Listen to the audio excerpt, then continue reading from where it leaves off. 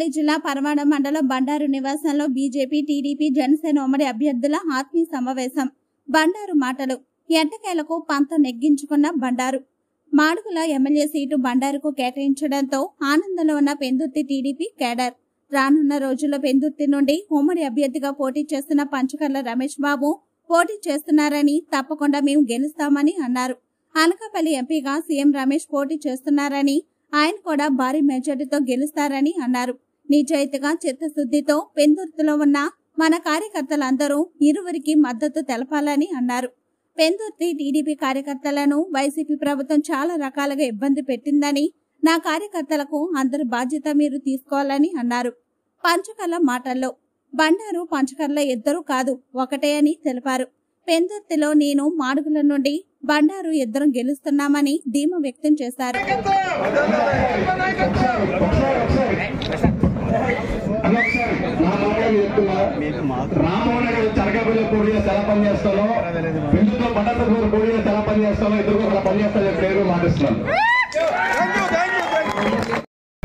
చాలా సంతోషం. ఇంత పెద్ద ఎత్తున బండారు అభిమానులందరూ వచ్చి, తెలుగుదేశం కార్యకర్తలందరూ వచ్చి, కార్పొరేటర్లందరూ వచ్చి మేమున్నాం, మీరు ముందు వెళ్ళండి.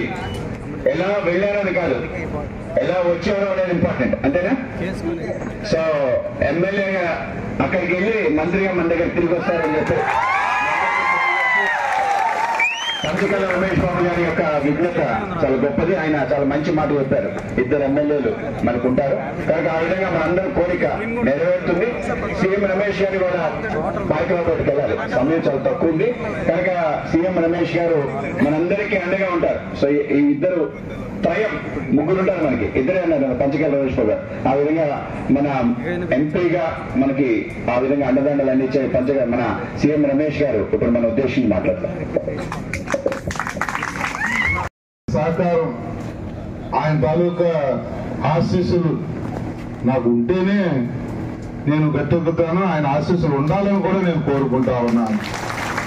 చాలా మంది మేము చాలా కాలం మేము ఇద్దరం, మాది ఒక ప్యానల్, అది ఇంకా గ్రూపులు ఆ జోలికి పోవడంలో నడుచుకోలేదు. మేము ఇద్దరం కూడా అధికారంలో తెలుగుదేశం ఎమ్మెల్యేలుగా ఉన్నా కూడా కొంత ఫండ్ రాక ఇబ్బంది పడిన వ్యక్తులు రాజీ పడక. ఎందుకంటే మేమిద్దరం ఒక బోట్లో జర్నీ చేసిన వ్యక్తులు.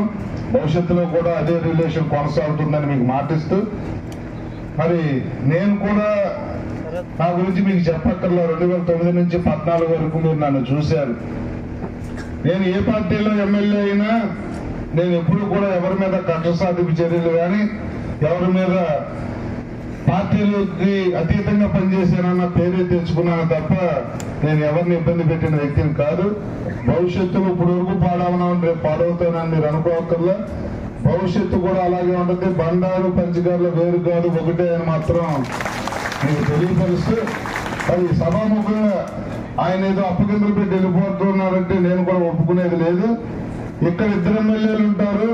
మాడుగుల ఎమ్మెల్యేగా బండారు గారు, పెందుర్తి ఎమ్మెల్యేగా పంచకర్ల రమేష్ అన్నదమ్ముల్లా పనిచేస్తారు.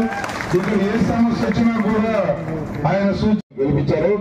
ఈ 20 రోజులు కష్టపడి ఈ రాక్షసుని, జగన్ అనే రాక్షసుని ఈ రాష్ట్రం నుంచి తరిమి కొట్టేదానికి ప్రతి ఒక్కరూ ఒక కంటిలో గాజు గ్లాసు, ఇంకో కంటిలో కమలం పెట్టుకుని ఈ 20 రోజులు మొత్తం యావత్ ఓటర్లకందరికి కూడా కళ్ళల్లో పరిచినట్లు కమలం గ్లాసు, కమలం గ్లాసు, కమలం గ్లాసు అని ప్రచారం చేస్తే రాష్ట్రంలోనే అనకాపల్లి పార్లమెంటు అత్యధిక భారీ మెజారిటీ, 7 అసెంబ్లీలు భారీ మెజారిటీతో గెలుస్తాయని చెప్పేసి అన్ని సర్వేలు బ్రహ్మాండంగా చెప్తున్నాయి.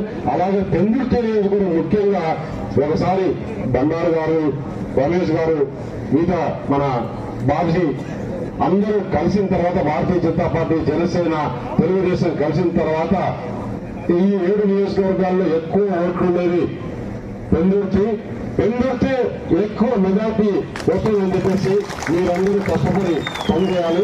కష్టపడి పనిచేసిన తర్వాత మనం ఏ నాయకుడికి మన ఒకవేళ తెలుగుదేశంలో కానీ, జనసేనలో కానీ, తెలుగుదేశంలో కానీ, భారతీయ జనతా పార్టీలో కానీ నిన్న మాకు 175 + 25 మందికి వీడియో కాన్ఫరెన్స్ జరిగింది.